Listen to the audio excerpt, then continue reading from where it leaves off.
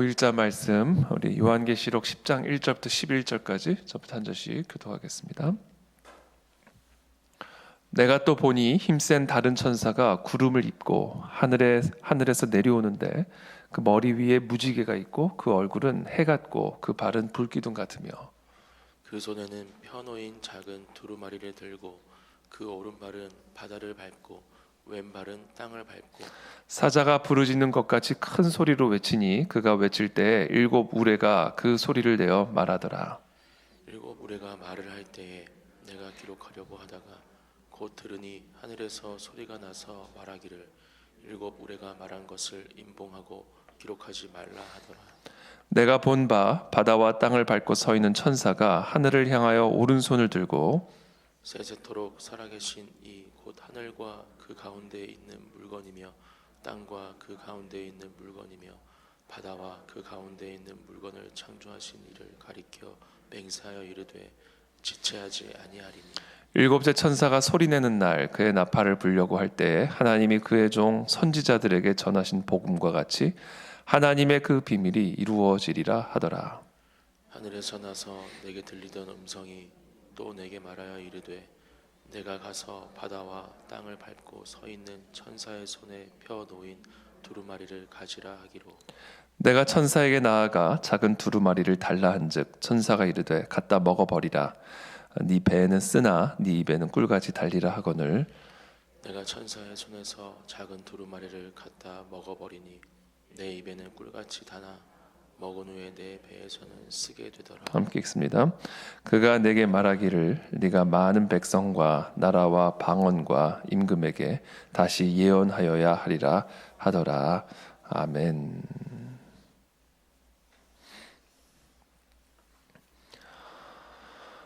네, 요한계시록에는 그게 세 가지 하나님의 심판, 세 종류의 환상이 이제 나타나게 되는데 첫 번째 이제 일곱 인 심판이죠. 그리고 두 번째가 이제 일곱 나팔 심판입니다.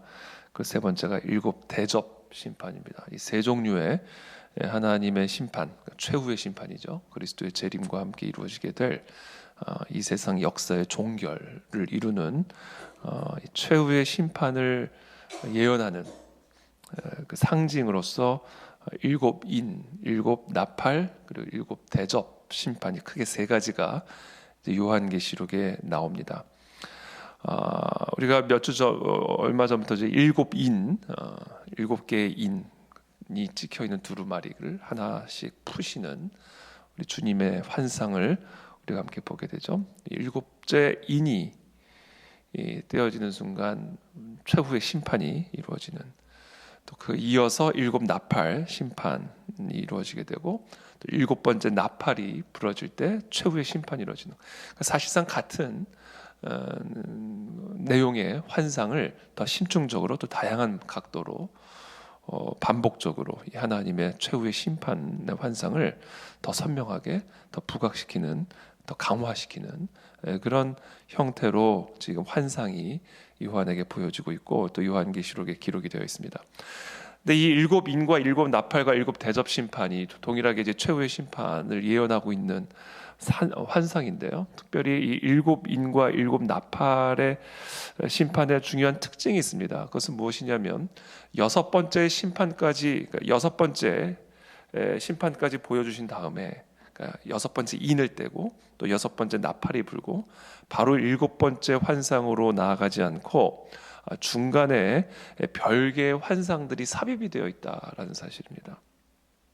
여섯 번째 인이 떼어진 다음에 14만 4천의 환상이 보여지고 그리고 일곱째 인이 떼어지죠. 그러니까 바로 일곱째로 넘어가지 않고 그 중간에 삽입하는 이 별개의 환상들이 이 여섯 번째 이후에 일곱 번째가 되기 전에 이루어지고 있는 것을 보게 되죠. 그러니까 최후의 심판을 앞두고 별개의 환상을 더 삽입함으로써 그 일곱 번째 심판을 더 부각시키고 강화시키고 더 강조하는 것을 이제 보게 됩니다. 자, 일곱 나팔 심판도 마찬가지예요. 여섯 번째까지 나팔을 분 다음에 바로 일곱 번째 나팔로 이어지지 않고 그 중간에 별개의 환상이 삽입이 되어 있는데 이 일곱 나팔의 경우에는 두 개의 별개의 환상이 삽입이 되어 있습니다. 그게 오늘 본문이 첫 번째고요. 이제 요한계시록 11장에 나오는 게 이제 두 번째 별개의 환상이죠. 그리고 나서 이제 일곱 나팔이 부러지면서 최후의 심판이 이루어지는 모습들을 기록을 하고 있습니다. 그래서 오늘 본문은 여섯 번째 나팔과 일곱 번째 나팔 사이에 삽입되어 있는 첫 번째 별개 삽입 환상이라는 것을 먼저 우리가 이해를 할 필요가 있습니다. 여섯 번째 나팔이 이제 분 다음에 인침을 받지 않은 자들 가운데 3분의 1이 죽죠. 이 마지막 때에 이루어지게 될 일들을 보여준 겁니다. 인침을 받지 않은 자들 가운데 3분의 1이 죽어요. 3분의 2가 남은 겁니다. 그 3분의 2는 아직 기회가 남아 있는 거죠.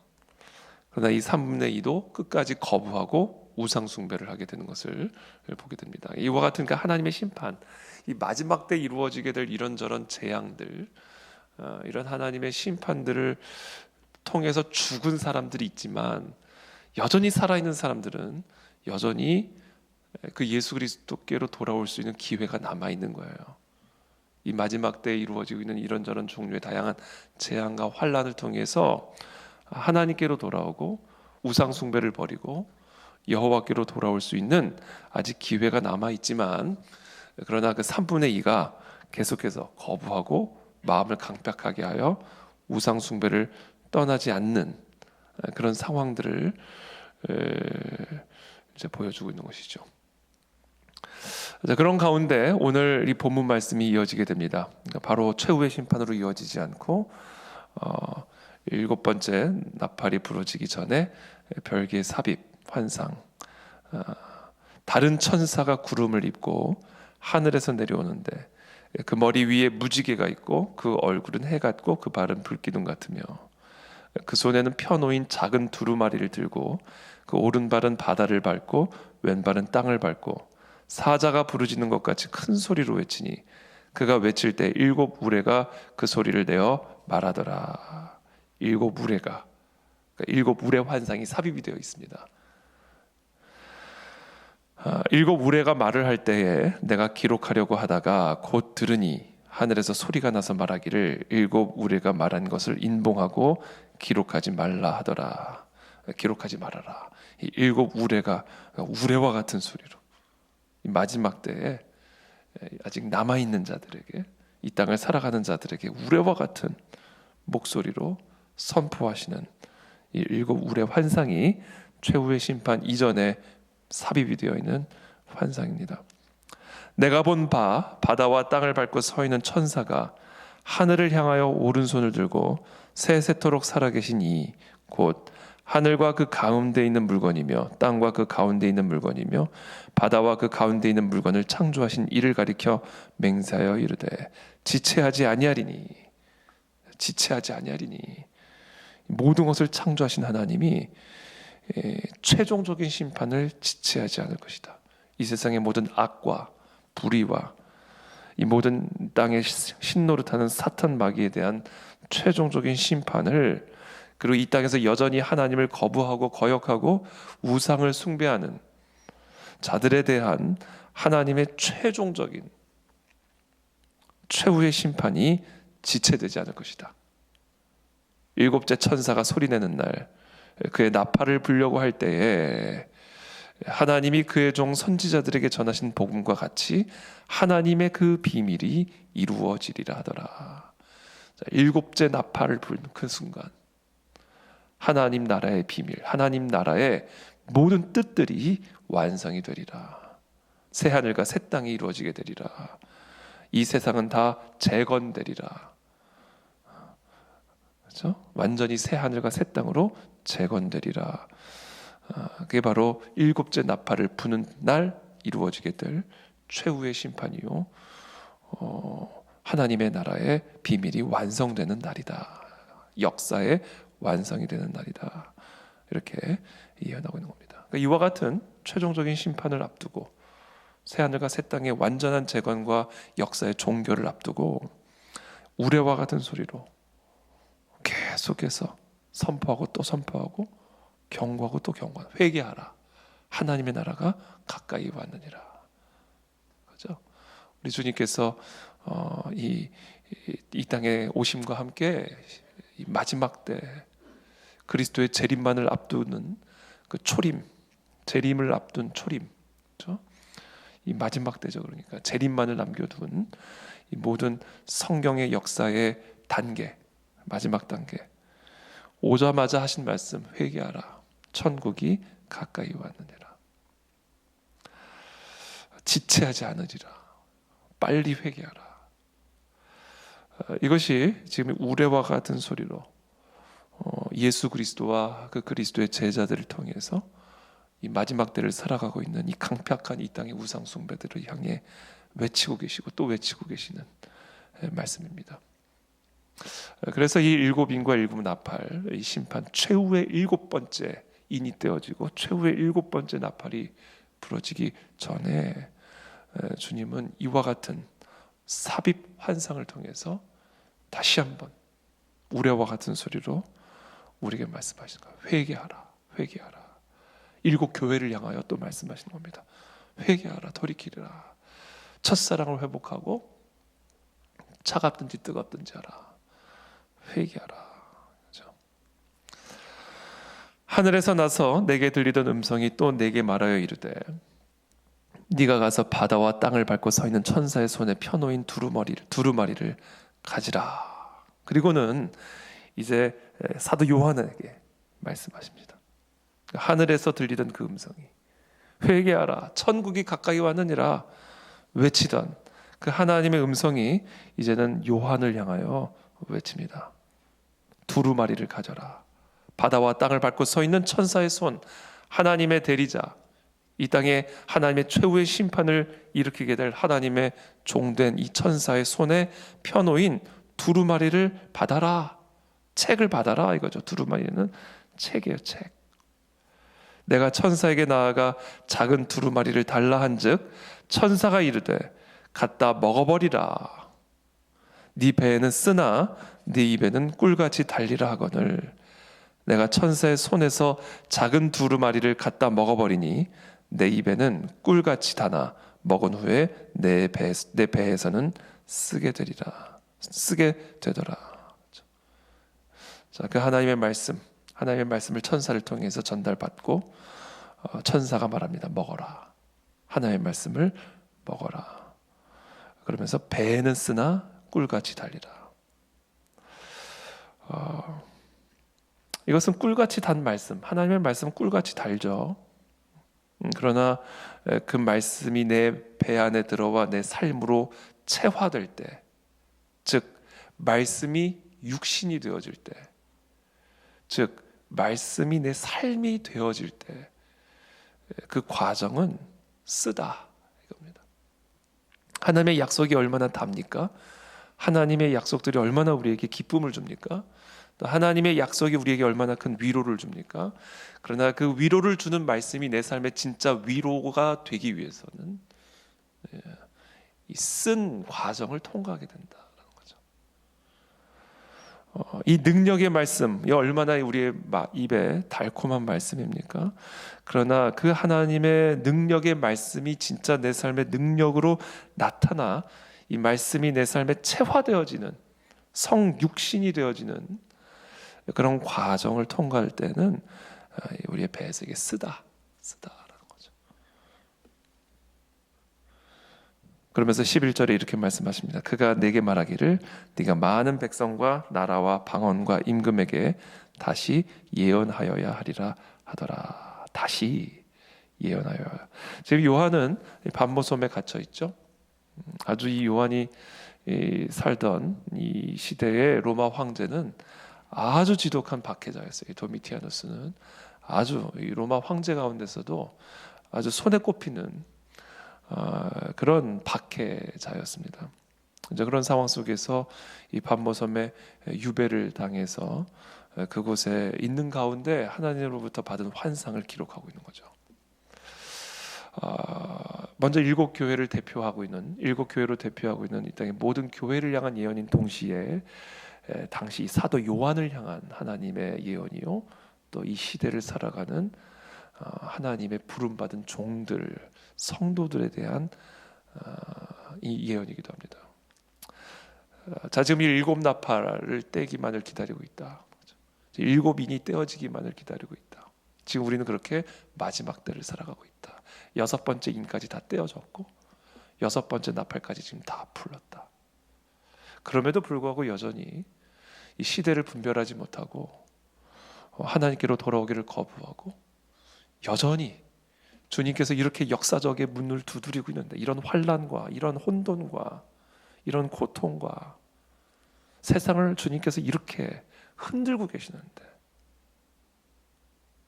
그런 뉴스를 보면서도 그런 소식을 들으면서도 여전히 역사의 주관자 되신 하나님께 시선을 돌리지 않고 여전히 하나님께로 돌아오지 않고 하나님께 온전히 나아가지 않는 잠들어 있는 이 땅의 교회들, 잠들어 있는 이 땅의 성도들, 이 세상을 흔들고 있는 이 역사의 주관자 되신 그 하나님을 보지 않고 여전히 이 세상에 속해 있는, 여전히 세상에 붙어 있는, 여전히 세상을 사랑하는 이 땅의 교회들과 그리고 이 땅의 수많은 우상 숭배자들, 그들을 향한 하나님의 예언인 동시에 그들을 위한 예언이기도 하는 거죠. 다시 예언하라. 비록 이 말씀이 너의 입에 들어갈 때는 달지만 그러나 이 말씀이 네 배에 들어가서는 쓰게 된다. 이 말씀, 이 예언의 사명은 너무나 위대한 사명이요 너무나 우리에게 기쁨을 주는 사명이지만 그것에 따르는 대가가 있다.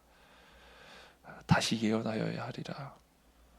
왕에게, 귀족들에게, 우상 숭배자들에게 회개하라. 천국이 가까이 왔느니라. 이 복음의 메시지를 증언하는 사명을 다시 감당하라. 그 사명은 너무나 위대하고 너무나 아름답고 너무나 존귀하고 너무나 기쁜 사명이지만 그러나 박해를 받으리라. 미움을 받으리라. 쓴 맛을 보리라. 이 사명을 이 땅의 교회가 감당해야 된다라는 겁니다. 바로 그와 같은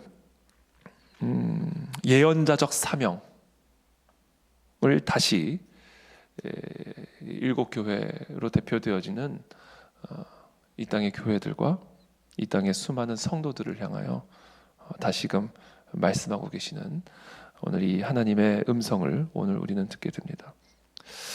이것이 우리의 사명이죠. 마지막 때를 살아가는 우리 그리스도인들이 이 세상에 여전히 매여 있고 묶여 있는 삶이 아니라 어떻게 하면 이 마지막 때에 예수 그리스도의 복음을 증언하는 예언자적인 사명을 감당하는 삶을 살아갈 것인가. 그것이 바로 지금 저와 여러분들에게 우레와 같은 목소리로 주님께서 한국교회와 한국교회 성도들에게 하고 계시는 말씀입니다. 어떻게 하면 나의 기업을 통해 예언자적인 사명을 감당할 것인가. 이게 우리의 생각의 초점이 되어야 된다. 어떻게 하면 우리의 교회가 이와 같은 예언자적인 사명을 감당하는 교회가 될까? 이것이 우리 교회의 우리 모든 성도들이 품고 있어야 할 사명이요 비전이 되어야 되는 겁니다. 이 땅의 교회는 방주죠. 구원의 방주. 교회로 들어와야 됩니다. 데리고 들어와야 돼요. 노아가 자신의 가족들을 데리고 들어왔듯이 하나님의 이 최후의 심판을 앞둔, 그리고 그와 같은 우려와 같은 경고를 받은 우리들은 이 교회라는 방주 안으로 데리고 들어와야 됩니다. 하나님의 그 최후, 하나님의 그 무서운 홍수의 심판이 일어나는 그 전날까지 장가가고 시집가고 먹고 마시고 취해 있던, 그게 오늘날의 이 마지막 때를 살아가는 수많은 사람들의 모습이라고 주님이 질책하시죠. 교회는 방주입니다. 저와 여러분들은 노아들입니다. 이 세상의 수많은 사람들은 언제 오실지 모르는 최후의 심판, 언제 일곱째 인이 떼어질지 모르고 일곱째 나팔이 불어질지 모르는, 그래서 주님은 텀을 두시고 우레와 같은 소리로 이런저런 환상으로 바로 일곱째로 넘어가지 아니하고 어떻게 해서든지 흔들어 깨우시기 위해 삽입 환상을 또 넣으시고 또 넣으시고 또 넣으심으로써 계속해서 지체되지 않을 심판을 지체하고 계시는 그런 모습들을 계속해서 이 땅의 교회들과 성도들에게 보여주시고 말씀하시는데, 세상 사람들은 물론이거니와 이 땅의 교회들조차 그와 같은 주님의 사인을, 삽입 환상을 보지 못하고 예언자적인 사명을 감당하지 않고 구원의 방주가 되어야 할 교회가 유람선처럼 그 안에서 먹고 그 안에서 마시고 유람선이 되어버리면 안 된다는 거죠. 과연 우리 그 안에 진리교회는 그와 같은 유람선이 정말 우리의 마음과 방향이 언제나 바깥을 향해 있는가? 정말 이 땅에 잃어버린 영혼들을 향한 예언자적인 사명을 감당하는 그런 우리의 교회의 방향성을 가지고 있는가? 우리 성도들이 아니면 그냥 우리 중심 유람선 같이 이 안에서 내가 따뜻하고 내가 편안하고 내가 배부르고 내가 만족이 되고 내 필요를 채워주고 그런 유람선 같은 그런 교회로 우리 교회가 가고 있지는 않은가, 이런 것들을 우리가 한번 점검해 봐야 돼. 자꾸 우리 성도들의 마음과 생각을 바깥으로 데리고 나가야 돼. 그런 불필요한 불평들이 의미가 없어지죠. 자꾸 마음과 생각을 이 예수님의 마음에 합하게 다시 예언하여야 하리라. 쓴 맛을 감당해야 하리라. 그렇게 우리를 예언자적인 사명을 감당할 수 있도록 우리를 깨우시고 또 깨우시고 또 깨우시고 계시는 이 주님의 음성을 우리 모두가 들어야 할 줄로 믿습니다. 유람선 같은 그런 방주가 아니라 정말 함선 같은, 그렇죠? 전투를 위한 예언자적인 사명을 다시 감당하기 위한 그런 구원의 방주로 우리 그 안에 진리교회가 세워지기를 바라고 또 우리 모든 성도들이 세워지게 되기를 바랍니다. 오늘은 특별히 여러분들이 그것을 위해서 기도해 주시길 바랍니다. 한 해를 마무리 짓고 우리가 이제 새 해를 시작합니다. 목양을 하는 이유는 군사를 만들기 위한 겁니다. 군대에서 군인들을 먹이는 이유는 싸우게 하기 위한 것이죠. 전투를 감당하게 하기 위한 것이죠. 먹고 마시게 하기 위해서 군대가 군인들에게 먹고 마시는 것을 주는 게 아닙니다. 정말 이 마지막 때에 우리 주님 이 일곱째 나팔이 이제 언제 불지 모르는 그런 상황 속에서 하나님은 계속해서 삽입 환상을 통해, 삽입 메시지를 통해 자꾸 잠들어가고 있고 자꾸 죽어가고 있는 이 땅의 교회와 성도들을 다시 한번 일으켜 주셔서 잃어버린 영혼들을 향하여 우리의 모든 자원들과 재원들과 에너지들이 집중되어져서 회개하라, 천국이 가까이 왔느니라, 광야에 외치는 자의 소리에 사명을 감당할 수 있도록 우리들을 흔들어 깨우고 계시는 이 주님의 이 메시지에 반응하는 그런 저와 여러분들이 되기를 바라고 또 우리 그 안에 진리교회가 되기를 바랍니다. 그렇게 새해를 준비하게 하여 주시옵소서. 그렇게 우리를 훈련시켜 주시옵소서. 이 말씀이 네 입에는 달지만 네 폐에는 쓰리라. 주여 우리에게 은혜를 베풀어 주시옵소서. 함께 기도하겠습니다. 제가 기도하겠습니다. 살아계신 주님 감사합니다. 하나님, 우리 그 안에 진리교회 정말 하나님 앞에 이 마지막 때 칭찬받는 교회가 되기를 원합니다. 군대로 일어서기를 원합니다.